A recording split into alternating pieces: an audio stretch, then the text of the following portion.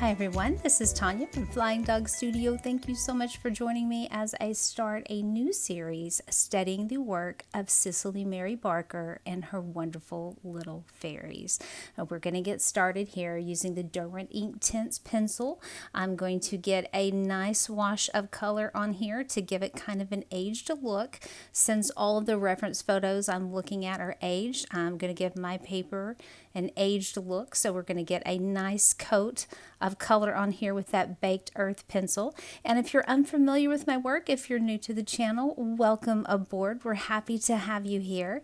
I have been doing studies of Beatrix Potter, and now I'm going to be studying Cicely Mary Barker and her fairies. So I will link the previous series down below if you're interested in that, or if you've been on the channel and you haven't caught up with that series, I'll link that down below for you. And now that we have a good coat of paint on there, let's take a look at the supplies. I have a microfiber cloth, a size 6 round from the Winsor Newton series, 1 cup of water, my Winsor & Newton paints, and I will have all of my supplies listed down below for you. This set came with a little brush. That's it. I decided not to use that for this particular project, but it is in there. Also on the screen you will see that I have the colors listed just in case I forget to mention them to you. They are up there so you can see what we are doing. I have started with some burnt umber that's over on the right hand side. Then I have some yellow ochre I'm working with that I dropped some alizarin crimson in there, and I'm going to have a little extra alizarin crimson up at the top along with some Winsor lemon. So these colors are all going to go on his face. So we're going to start right off with what I know a lot of people consider the hardest part of a piece is working with the face, because these are like little miniature portraits.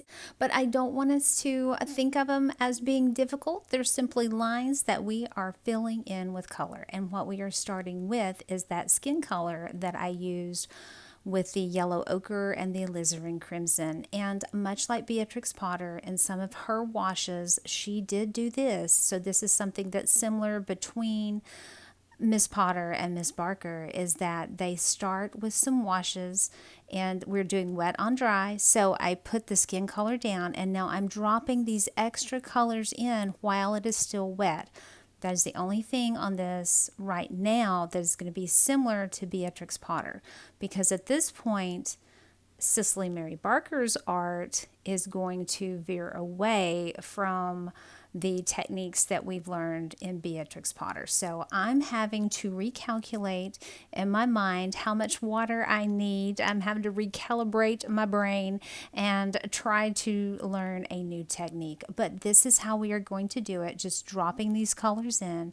We're not going to worry about them bleeding over into a part of the hand or part of the face where we don't need it, because we are going to be putting on multiple layers of color.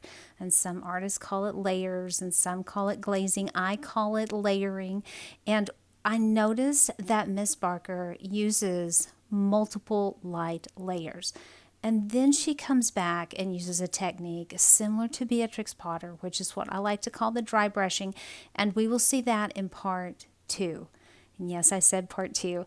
I put a kind of like a little poll. I ask your opinion out on YouTube. So if you ever see a post of mine asking an opinion, go ahead and give me your opinion if you have one, your preference, because I do listen. And more people did say they wanted 2 videos instead of 1 on this, and I'm so glad you did, because I'm afraid that if I put it all into one, we'd be looking at an hour-long video. This one's about 30 minutes, and for me that seems kind of long, but I was learning a process. So what you are seeing is the first time that I have done one of Miss Barker's pieces of art, and I'm learning as I go by looking at the reference piece, which I looked at ahead of time, but I'm still looking at the colors and I'm still trying to figure out her technique, so it takes me a little longer.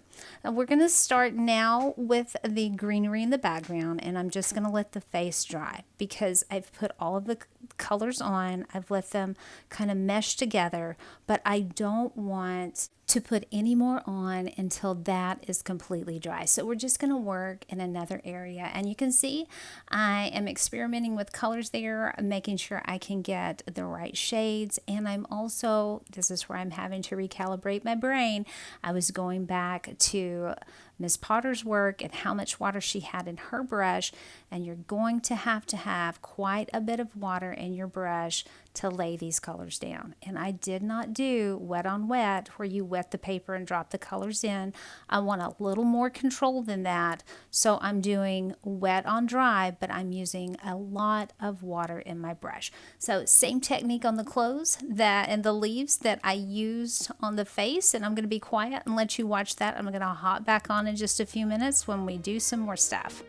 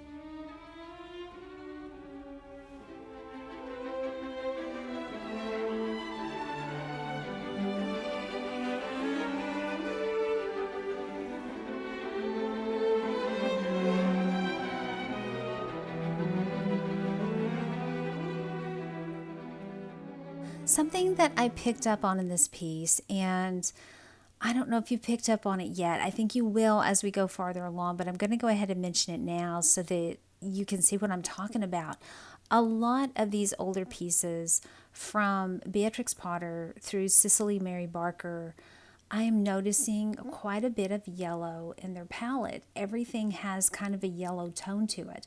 And I put the color down on the whole piece, gave it that wash to give it that old feel. Perhaps it's just the aging of the pieces that I'm seeing. And I know that Miss Barker does like some lilac fairies, and we're going to do all the colors.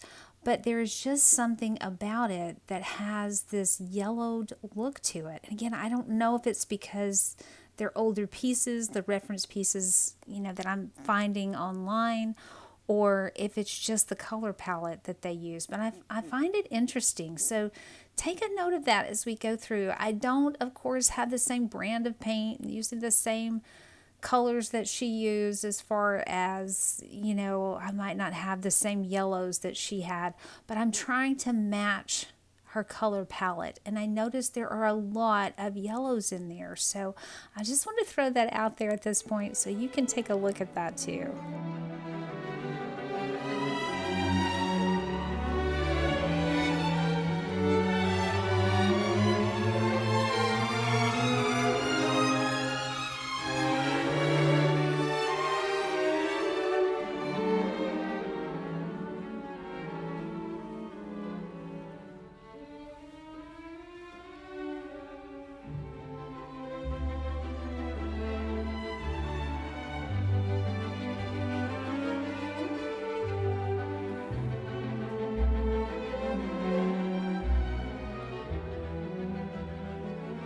Was painting his little pants earlier, I noticed I made a mistake right there by his finger. I didn't draw his other leg.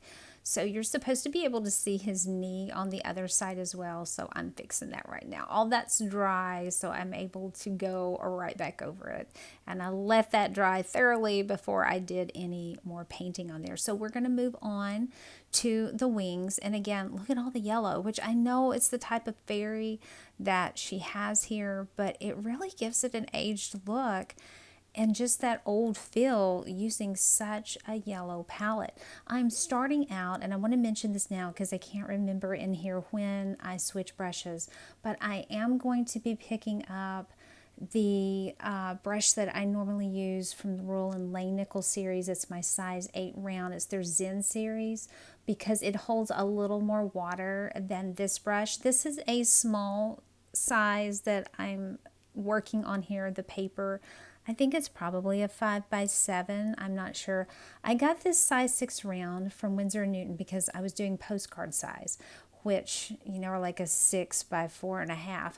And it doesn't hold as much water as my Royal and Langnickel brush. So you're going to see me make a switch here in a few minutes because the area I'm working on, since I'm working wet on dry, it is soaking up the water out of my brush so quickly. And I don't want, since I'm dropping in colors and getting that first layer, I don't want my edges to dry. I don't want colors to dry. So I am going to switch to a brush in a few minutes that holds a lot more water so that I can go ahead and get that color down and not have those water lines that you can get when your paints overlap.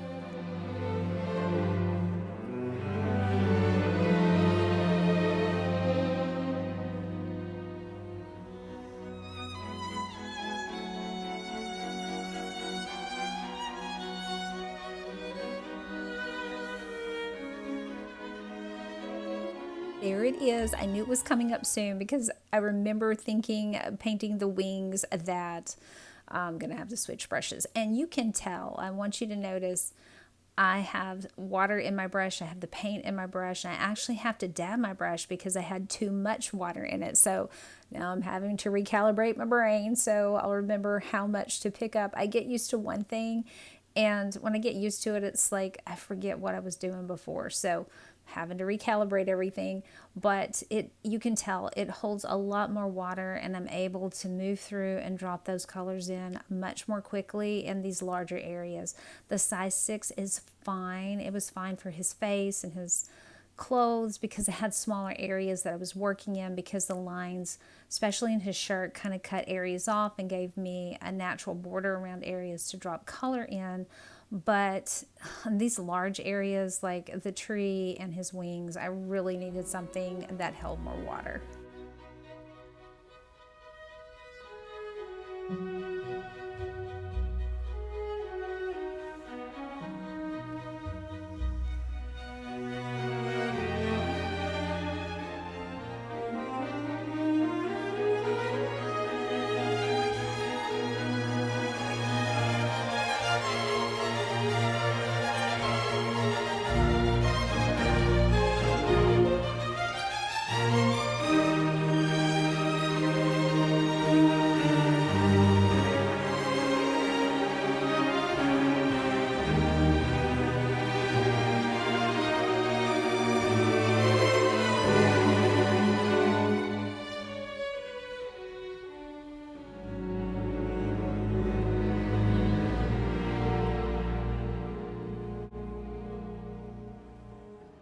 Okay, first coat is finally on, and now we're going to go back to the face.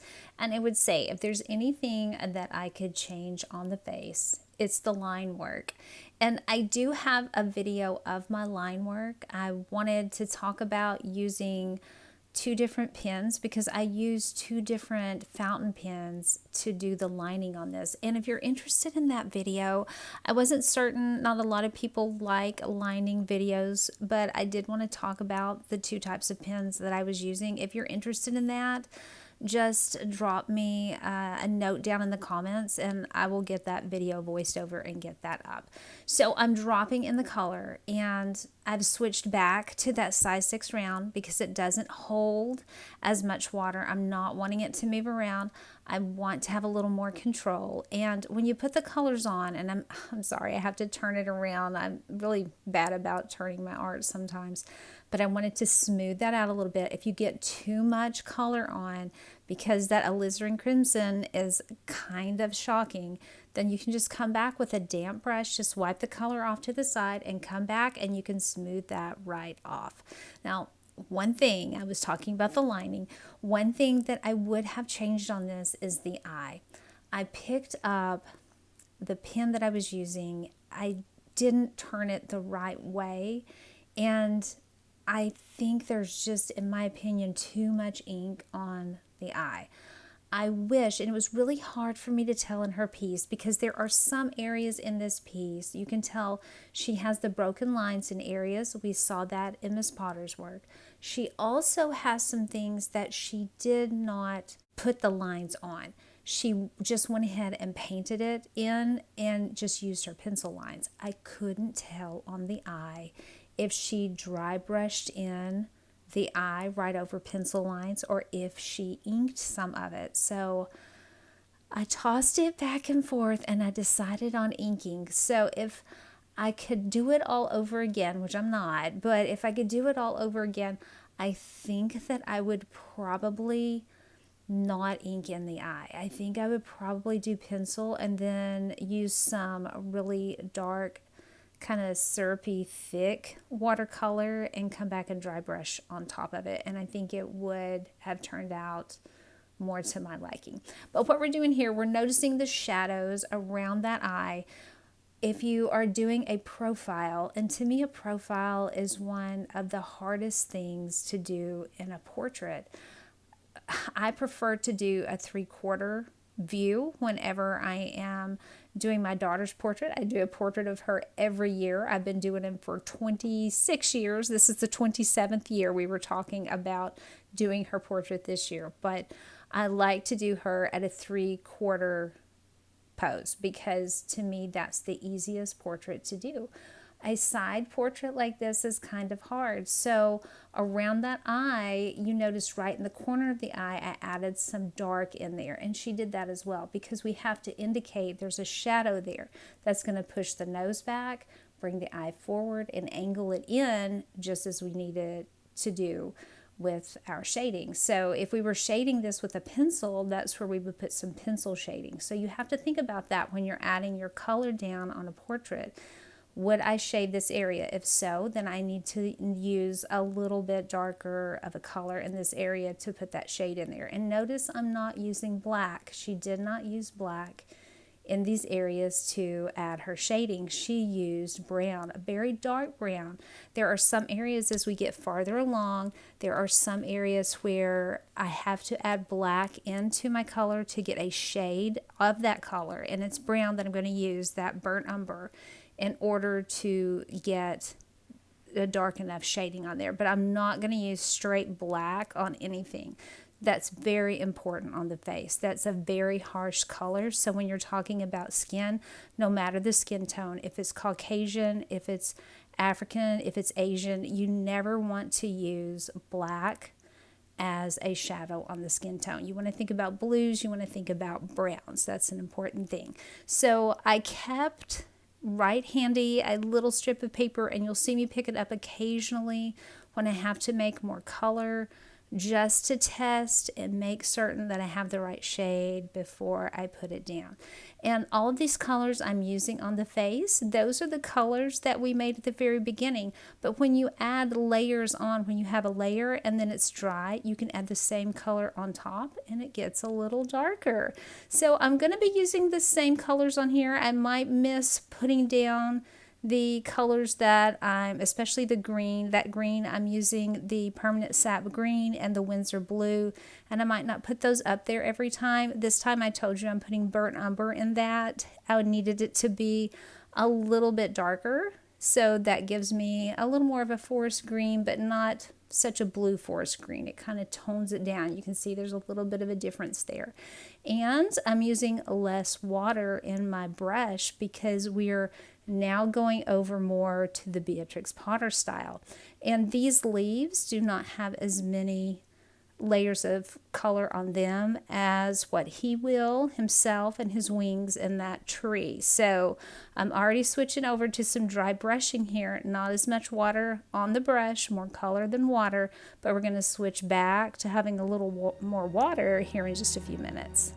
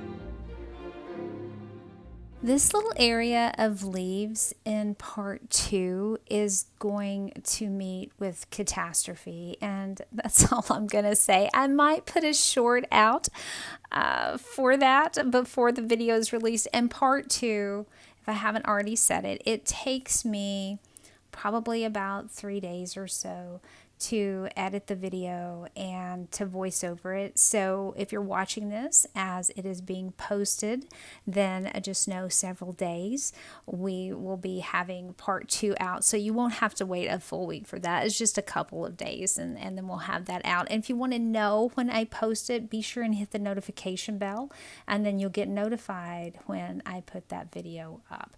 I'm making some other colors here. We're going to be working on those little pants, and I did make that little mistake earlier on the pants. They're kind of a yellow color here, and I laid down kind of a yellow color. It's a little bit darker than the background. It's about the same shade as the background for those little pants that I put down earlier for my first wash. So I'm coming back and I'm making this one a little bit darker than the original wash. And I didn't draw his knee in earlier, but I also took that color all the way to his backside, and I shouldn't have, because it should have stopped right there. Those are the only thing that are pants. The rest of that is the bottom part of his little jacket. So when I'm looking back and forth at the color, I'm really concentrating. I'm looking at my reference photo, which is setting to my left, kind of to the side, and I'm looking at that, and I'm trying to keep the screen up, and I am looking at the color and where everything's laid down. And I wear bifocals, and sometimes I look through the wrong part of my bifocal, so there's all kinds of issues. But we pulled it together here, and we fixed the pants, and the jacket's going to be fine because I'm just going to put green on top. So we're going to keep working with that, laying the colors down, and I'm going to be using, you'll see me switch back to my Royal Langnickel brush, because that little jacket, I want to go ahead and drop some color in and drop it in fairly quickly. I'm still going to be using the blue-green, but I'm going to have some other colors in there as well, and I want them, they're still soaking up pretty quickly because all of that's dry, and I'm wanting them to blend really well in there. So I'm going to switch back, and there we go. I have the Royal Langnickel brush there because it holds more water, and that's just going to help me blend those colors into his jacket fairly quickly. I live in the South, and we have our air conditioner going because it's kind of hot. It's summer right now, and the vent for the room that I work in is right above where I work, and it makes these paints dry fairly quickly as well.